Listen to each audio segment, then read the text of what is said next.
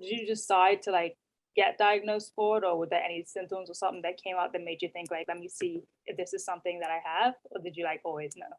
So after my third attempt, I was in Hong Kong, and I guess I just decided, like, at some point you're like, well, I can't keep lying and saying I'm fine when I'm not really fine, you know? Why? So yeah, I decided to like tell the truth.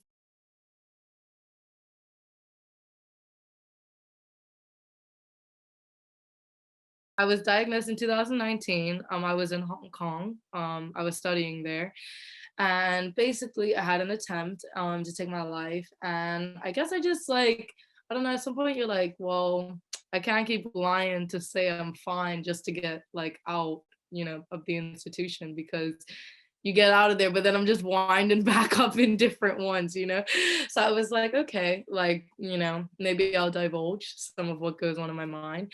And so I did. And initially, I got diagnosed with depression because I was mainly only talking about my depressed symptoms. Like, I didn't even register manic symptoms as being like a bad thing. So yeah, I started antidepressants. I had a manic episode, and then yeah, that's when they realized like, this can't be depression. And then they started asking me questions more so about like manic symptoms. And yeah, I was telling them about what I experienced, I guess, fit it along what they were describing. And yeah. I'm so glad that you're here with me today talking to me. Sorry that you have to go through all of that. Did you, so you say you were in Hong Kong when that happened? So you got diagnosed in Hong Kong when all that happened? Mhm. Yeah, I got diagnosed in Hong Kong. So, Yeah. so take me back a little bit further. um, I'll actually touch on that point just because, a lot of people have this idea just of my life, and they're like, oh, like you're so blessed, like you've been to Hong Kong, you've been to this, you've been to that. But I will say it doesn't really matter. And I feel like a lot of Bermudians have this like conception like, oh, I just need to get off the island and then I'm gonna be better. And I'm just gonna say, like, it doesn't matter where in the world you are. Like, if you're not right within, like, nothing is gonna change that. Like, you will go to a new place and it might like excite you for like a little bit, but once the excitement wears off, like you're stuck in the same mental place that you were from the place that you left. Like, nothing, no place can really fix you. Like, it has to come from within. So I will just like add that. that's a word. No place can fix you. It really does come from within. Because I know even like living here in Bermuda, like everything just feels so small sometimes, and you think that as soon as you leave, you're just gonna feel better. And honestly, I'll be honest to say that I've been feeling that. I've been feeling that a lot lately, which actually got me liking your page a lot because when you started putting out your page, the Purple Media Project, what's it? Purplement.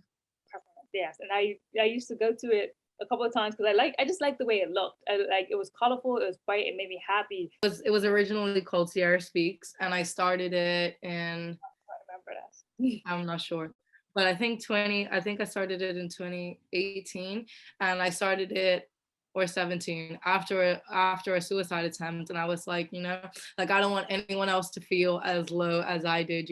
That's why I started my organization. I recently changed the name to Purplement, but the mission is still the same. You know what I mean? Like, it genuinely makes me feel better to feel like I'm helping other people, and mental health and just like that sort of realm is something I'm passionate about because it's so like personally affected my life, and I know how it feels to be low. And I feel like there's so much negativity on social media that I feel like it's nice to like have a break and like see something that's more like refreshing. Stop me if I'm saying any terminology that's incorrect, but you have a disorder that I would consider to be like a hidden disorder, so nobody quite sees it the moment that they see you. So when things happen, like with first interactions, like is it different? I don't know if this is related to being bipolar, but just in general, I'm quite like socially anxious. So that's why I carry him around. But so social interactions in general just make me extremely like uncomfortable, and I'm quite like quirky. I have very narrow interests, and I really only know how to talk about what I'm interested in. So yeah, I don't know. I struggle with like social. You know what? My roommate told me the other day, I do well with two age brackets, and it's little children and like adults, because I really like talking about like philosophy and politics and like all this sort of stuff. And then on the other hand of the spectrum, I'm also really into like Disney and like octopuses and like fungi and all these other stuff that kids like, you know what I mean? So I do well with like two age brackets, and that doesn't include my age bracket. Worse symptoms like psychosis and stuff, I generally don't experience on medication. So therefore it is, I guess, easier to get away with. But at some point, just in friendships, like, and I've told like my close group of friends anyway, just because especially when I'm off medication, things can get a little like hectic. What do you mean by hectic? Like what happens? Well, it depends on like where on the spectrum I'm going. But like I would say from summer until October, I had like three manic episodes. Yeah, mania for me. I mean, everyone has, I guess, a different variety of symptoms. Generally, the general feeling is just of like, it's like it's like you know how they say like nothing, like even too much of a good thing is like a bad thing? That's what like mania is like for me, Like it is, you feel really, really good about yourself, but like too good about yourself, you know what I mean? Like so good that like sometimes I think I can fly, or like sometimes I just have like a very over belief in my abilities. Like I'll give an example. For instance, I had once applied for like lead like acting jobs. I have no experience in acting, like none. I have not even taken a drama class. Like who do I think I am, and not even like minor roles, like lead roles. Like what is that, so yeah, it's like just like for me, that's how it manifests. I also don't really sleep. My appetite is decreased. I have like higher libido. So that's how it manifests for me. Generally just risky behavior, like outlandish spending. Like, oh my gosh, I can blow some money. Like, oh, one time in Hong Kong, I bought like this, I don't know what the conversion is, but in HK dollars, I don't know how much this is in USD or Bermuda, but it was I remember I bought like a membership to a spa, and it was like 2,000 HKD. And I tried to get a refund, and I couldn't get it, and I was so sad. I mean, it was nice like going to the like spa, I guess, but it was like not really, like I just did it because like I had already paid for this membership, so like I might as well do it. But yeah, sometimes it works out. Like in Bermuda one time, I had bought like 12 books at once, and luckily I was able to get a refund like once the episode had ended, and I realized like I bought 12 books like I don't need, and books that I wouldn't even be interested in, like not books that I'm typically interested in, just like completely out my genre. But yeah, so that's what it's like for me. Wow. Okay, thank you for explaining that, because I wouldn't have. Okay. So, all right. So right now, you said that you actually have created a poetry book that kind of explains your experience. What exactly would, Mhm. like, if I was to go ahead and read page one and look into this book, what would I expect to get out of it? Okay, well, page one actually says up and down, back and forth. How can a mind be so beautiful, but yet so terrifying? That's the first poem of my book. And so, interestingly enough, this poetry book actually started out as a manic idea, I had a manic episode over the summer, and I wrote the poetry book in like two days. So basically like 2 nights. Like I didn't go sleep, and then I went to work in the morning, and then the next night I also didn't go to sleep, and I like finished the book. And yeah, at first I didn't know what I was really, well, no, at first I had big, like I did plan on like publishing it, but the episode ended and then I kind of just like, I was like, just another, manic idea. And then like I had shared it with some people and they were like, oh, like your poetry is like really good, And I was like, oh, other people think it's good. And then I was like, you know what? I applied to Bermuda Arts Council and I was like, if I get this grant, then that's like the sign from the universe that I should do it. And I got the grant. So I was like, okay, well, now I'm publishing my poetry book. So the poetry book starts with Mind Over Matter, which is like, I guess just an overview of poems that are like what it's like overall being bipolar. Then it moves into Mania, and these were all like poems that I wrote during a manic episode. Obviously had been, some of them have been like revised and stuff, but they're all experiences that I've had, thoughts that I've had during manic episodes. And then it moves into Depression, which are all poems that I wrote. It's a very authentic poetry book, I will say. All the depression poems I wrote while I was in the depression. And then it moves into, I believe, oh, I can't really remember the order, but then one part is about denial. And so there's like a Venn diagram and it's like denial in the middle, and it's like me and others. So I talk about denial that I have internally, and then denial from like other people, like my family or like friends or just like people I meet. And then there's a part about medicine where I talk about my on and off journey with medication. And yeah, I even said in the intro of my book, like I know like I contradict myself sometimes because the medicine at one part I'm talking about like it's great, and then the next poem is like no. But that's like authentically my journey. Yeah. So I'm really happy, and I'm happy this is working out. I wrote a poem about this, and it's like it's says something along the lines like basically I'm praying for like one like single success story against like a flurry of failures, because I've had a lot of manic ideas and they have not all worked out, but the poetry book was a good one. That was a good thinking. So yeah, I love that. poetry book is really good because even though you may not have like my disorder, like people feel depression, like people feel depressed regardless. So a lot of people probably can relate to the stuff, that I'm talking about. And I got quite brutally honest, like some of the thoughts that like, I guess you could say like in some ways I'm like embarrassed that I have, but it's what goes through my mind, learning. Yeah, that's what I was saying. I think it would really help. Like, I would be interested to read it just so I could even learn more about like what happens on manic episodes and bipolar disorder and everything like that. Because again, like I mentioned, it's just so frustrating being on this island and like the things that we teach and then not teach, and then things that happen and occur to so many of us, but we don't talk about them. It's like if I was to put out a poem and be like, "Are you depressed right now?"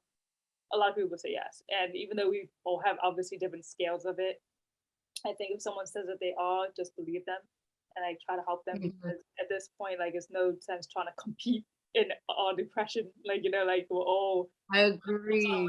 I agree.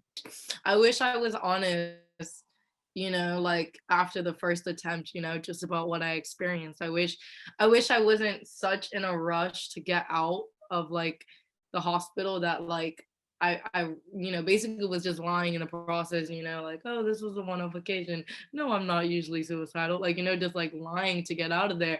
And in the long run, it did not pay off because I just wound up, again. But yeah, I would definitely say don't wait until the last moment. It is not fun being at like a breaking point. Yeah, it's not fun. I highly suggest you do it before it reaches that point, because it's very I guess what I'm trying to say is it's nicer to kind of get a grasp on things while you're still somewhat stable, if that makes sense.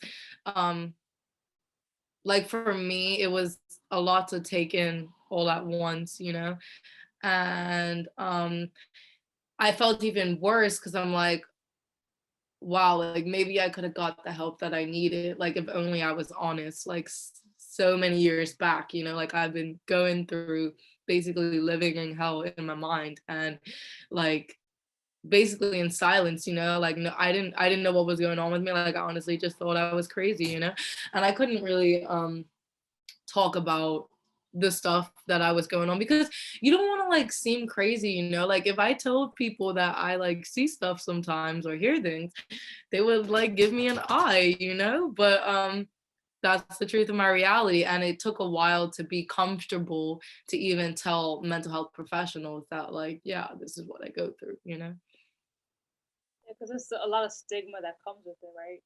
Like when you're feeling things. That's why I feel like a lot of people just can't really talk about what's going on or what they're experiencing because, like you said, you'll be judged for it. You'll be like looked at very oddly, like it just. Like, what advice would you give to people who feel this way though? Like they feel like they can't tell anyone because they're scared, because they're worried about what people might think of them. Um, I guess it comes with a lot of things. Like you have to make peace with yourself first. You have to be comfortable in like who you are as a person, you know? And you have to have a sense of integration but separation, you know, like I do have this disorder, but I always am careful to say like I am not this disorder, you know, like I'm not bipolar, like I have bipolar, you know. And for me that linguistic difference makes a large difference because I am Sierra, like I'm a human being, but just because I have this does not mean I am it. And for me, that makes like a big difference in like helping me to come to terms with it, you know? And so the first part is being like comfortable in yourself. And then it's like understanding the whatever the thing that it is. Like no matter what it is, like bipolar, schizophrenia, autism, no, like no matter what it is, at the end of the day it's a label that they use for a set of symptoms. That's really all it is, you know. It's a name given to a set of symptoms, and once you view it like that, you're like like it's really not that big of a deal, you know what I mean? Like it just means I experience these set of symptoms, you know. And yeah, I think it starts with that, and I think it starts with more people talking about it, you know, because the more like normalized it becomes, the less big of a deal it seems, you know, like it seems so big because no one really talks about it, you know, like it's like this hidden thing in the shadows, you know, and it's no reason for it to be like that, you know. It shouldn't be like that, you know. But I will say it's also hard because then people like find out and then they like start like I don't know, like linking behavior where there's like no links, like you know what I mean, like making up all these like weird, you know, assumptions and judgments, you know. Like I had a boss once tell me he was like, oh, well, like I think you're having an episode and like maybe you don't remember. Like basically I had gotten into like a thing with the other coworker and he was like, oh, like maybe you don't remember what you said. And I'm like, this is like a myth of like mania, you know, like I'm gonna debunk that. Like I wish I didn't remember what I did during manic episodes, but you don't like forget. It's not like a memory lapse, you know. It's just a set of like feelings. At least I don't know. I googled this and it said like most people do remember their manias. I feel like it's a 1% thing that may forget, but it is. And he was not the only person who has said that to me. Another person has said that to me about the whole like forgetting, like not remembering what you do during manic episodes. And I'm like, what I do is embarrassing, yes, but I unfortunately do remember it, you know? And so I do think there's all these misconceptions, but then again, these misconceptions, it's like a feedback loop, you know? Like people don't talk about it. So like misconceptions grow and then people are afraid to talk about it because of all the misconceptions. And it's like at some point someone's got to break the cycle, you know? Dang. That's so true. What's like a typical stereotype that people would actually like associate bipolar disorder with when it comes to like even their life today? I hate when people refer to things as bipolar, like, oh, this weather is so bipolar. I did a post about this one time, like, you know, I've seen a couple memes and they're like, oh, like don't date those bipolar Taurus, or like, you know what I mean? Like using it as a negative adjective to presumably describe just moodiness. And I'm like, just say the word moody, Like it's actually offensive to just throw the word around so casually. I think people have this misconception that being bipolar is just about being like happy and sad, and it's just your mood changing is obviously a huge part of it, but being bipolar means that so many other things get affected with that. Like I went through some of them, like sleep, appetite, libido, like just clarity of mental stuff. Sometimes it goes as far as psychosis, and like you're seeing stuff and hearing stuff, and like, you know what I mean? So it's a lot more than just being happy and sad. It's those things to extremes with a bunch of other things. So it does really bother me when people or just describe themselves as it, like, oh, I'm so bipolar. And I'm like, no, you're not. But I know that for a fact that even if you do or do not, you could really gravitate to everything that you're saying. Like honestly, like we're all human. We're going through things, and we don't talk about them enough, or even get ourselves to get tested enough, or just to figure out what's going on within us. So I'm really hoping that people do, and people kind of use the resources that are available here on the island, because as I found out recently, there are quite a lot.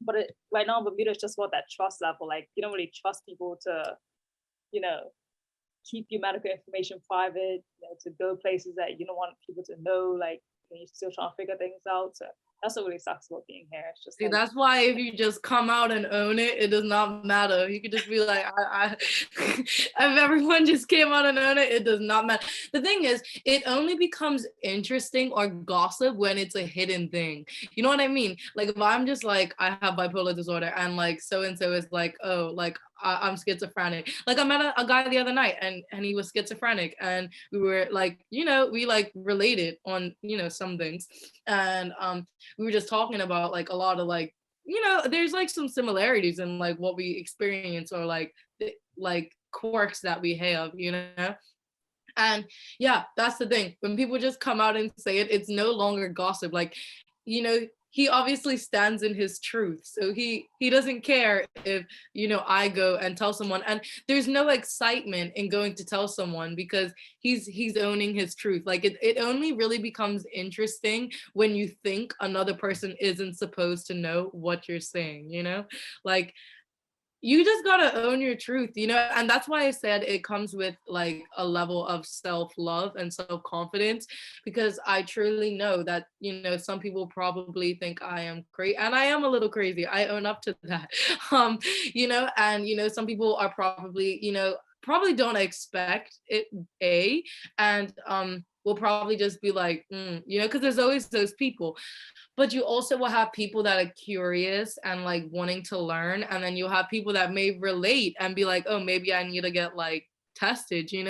So I think about the positive, and I'm like, those other people like don't matter, because there's always going to be those people no matter where you are in the world or what it is that the truth that you're owning, be it your sexuality, be it your race. Like there's always going to be those people, like you have to block that out. And honestly, jealousy is just love in disguise, so it's given jealous vibes. So once you are comfortable in yourself, honestly, you just have to be like, well, it doesn't really matter what they think, because I know what I'm standing in, my truth. And then I always feel like the positive outweighs the negative. You know what I mean? Like I'm sure after this there's gonna be a lot more people who are curious and wanting to learn and will be compassionate. yeah, that's true. Okay, thank you for that. That's a good place to actually end off on this interview. But is there anything else that I haven't asked you that you might want to like mention or state about either the book, your lifestyle, your page, your social page, anything else? Um no, I guess I'll just add, if you don't follow us on Instagram, purplement.media on IG. I feel like a lot of life, obviously, even though there's conditions and stuff, part of it is also like how you choose to view things. Even with me, how I choose to view medicine affects how I my relationship with it, you know? Life is all about perception, and acceptance, and mostly love. I think more people need to use the word love, you know? Like, it doesn't need to be so, like, romanticized. Like, love is, like, a thing that can be given to so many people, you know? I say I love you to so many people. Even people in the street, I'm like, "Oh my God, like, I love you, like, you're so beautiful," you know? Because love it can be in different capacities, you know? So I just think people should spread more love.